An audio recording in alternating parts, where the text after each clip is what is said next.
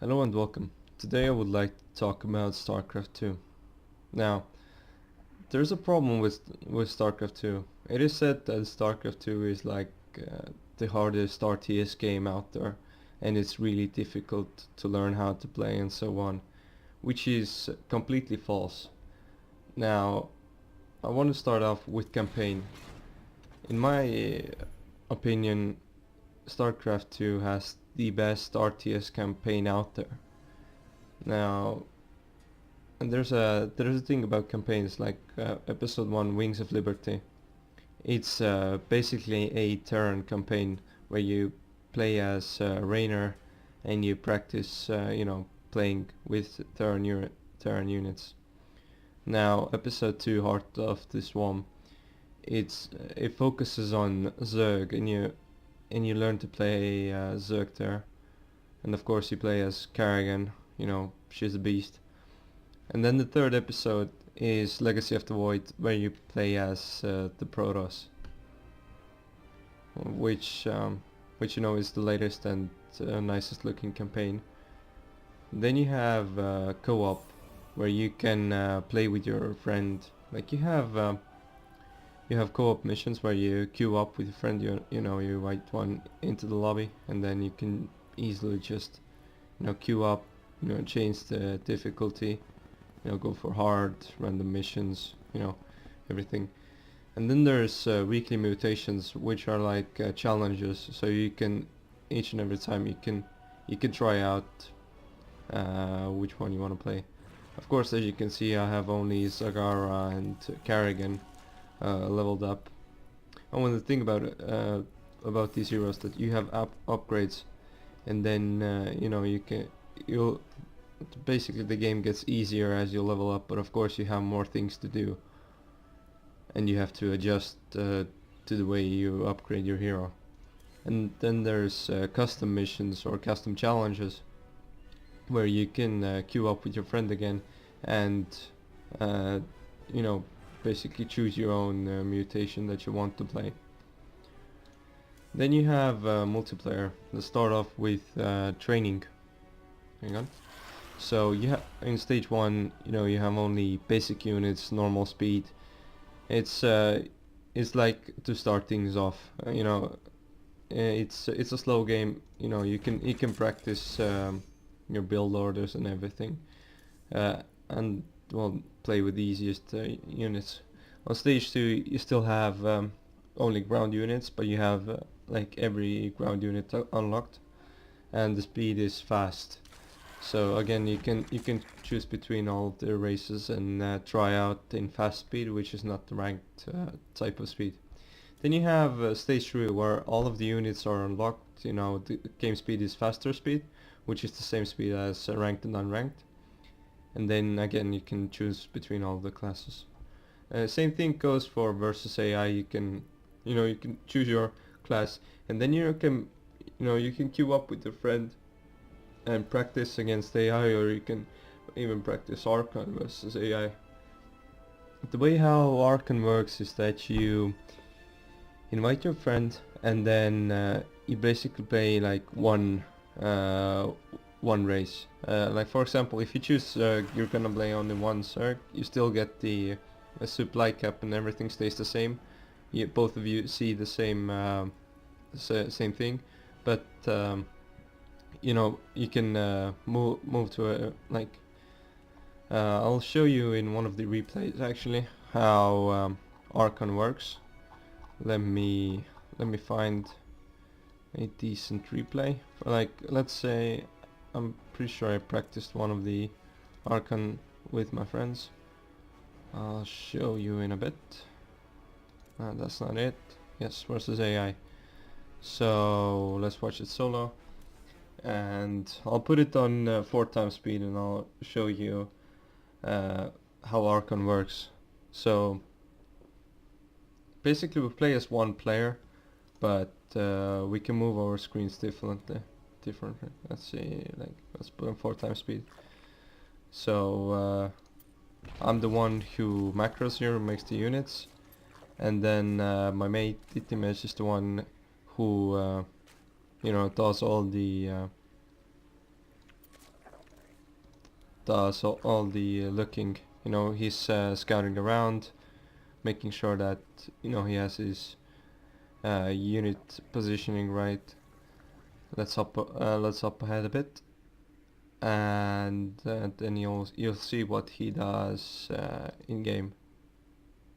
Come on, let's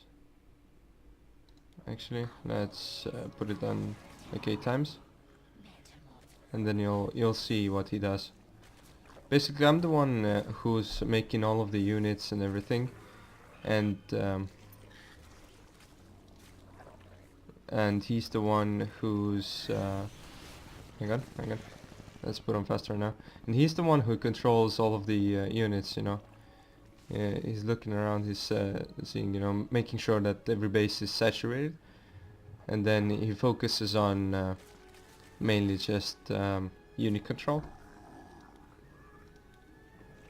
Like, he's also creep spreading, and I'm the one who's macroing. I hope he's gonna actually look what he did with the... Whoops, I moved. Anyhow, yeah. So as you can see, he's focusing on getting down all of the probes there. Meanwhile, I'm just in base making units, you know, making sure that the spires are up and running and everything, so we get ready for our meta switch.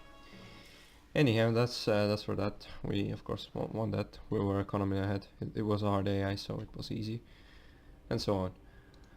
But anyhow, enough about Archon. You know, you have your unranked ladder where you can play 1v1 Archon, 2v2, 3v3, 4v4. Of course, to play Archon you have to queue up with your mate, but to play like 2v2, 3v3, 4v4, you can just click 2v2 and just play, and then you'll get matched up with someone against two guys. Same goes for ranked. You can play 2v2, 3v3, 4v4 with just random people as well, but I do advise just playing with your friends and practicing with your friends.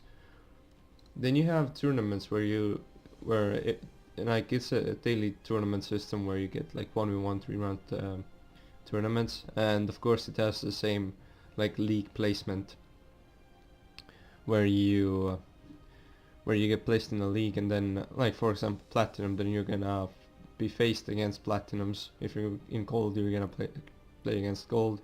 If you do well, then you get rank ups, you play against plat, so on. And the good thing about 3v3 round is that you can practice your different builds, and you can practice countering other people's builds.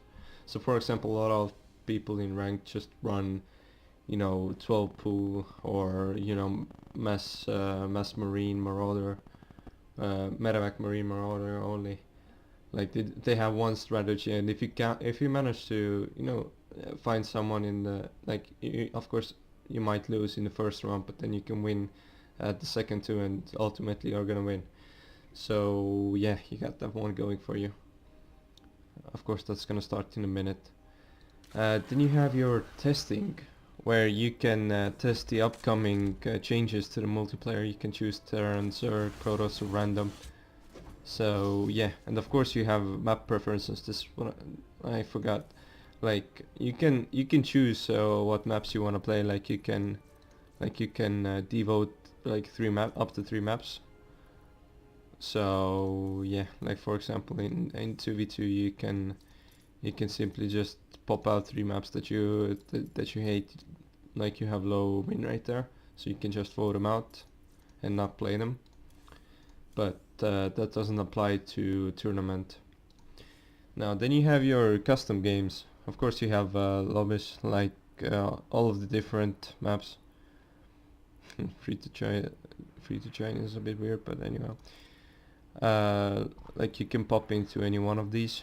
Of course there's some private games, and of course you can in StarCraft 3 make your own private games. Like for example, if you want to play wild animals with only your friend, you're gonna click create lobby, and then you set the where is it? Like you can oh yeah, like right now it is private lobby, so you can just invite your friend, and then if you want it to be public, then you can just make it public and add a name to it, which we don't want to do right now. Then you have your collections, where you can choose between like the first page is just featured, like the ones that have percentage off, and then the most used commander as well, like Abathur. It's one of the best Zerg ones. Like it is like every commander is unique. And then you have like skins. You know, you can have different skins for every unit. Same goes for like Zerg and Turn. You can just do all of that. Then you have announcers. You know, you can buy different announcers, and then they sound different. So it's almost like Dota 2's announcers. So you can purchase different ones. Then you have your emoticons. Like this is the default one, which you can get. But of course you can buy like Carbot and like these emoticons. And there is and that's like if you wanna look up some animations, then Carbot makes amazing animations for StarCraft 2. Like he's the best animator in StarCraft 2 community, I think. And then there's augments. I have I have a lot of them unlocked, and you can unlock them by doing different things. Like Archon portrait, you have to get 750 team random Archon wins in order to get it. So then you have sprays, decals or decals. Then you have a lot of animations, so on. And then you have your replays. Like for example, if you wanna check on what went wrong, then you can just hop into a game. And honestly, it feels like this is one of the most important thing in a competitive game, that you can look up what you did wrong and what the enemy did that you didn't anticipate, or what you didn't prepare for. So yeah, that's pretty much it. If I forgot something, or if you have any more questions, then please leave a comment down below, and hopefully I will see you in the next video. And honestly, guys, thank you for watching, and see ya.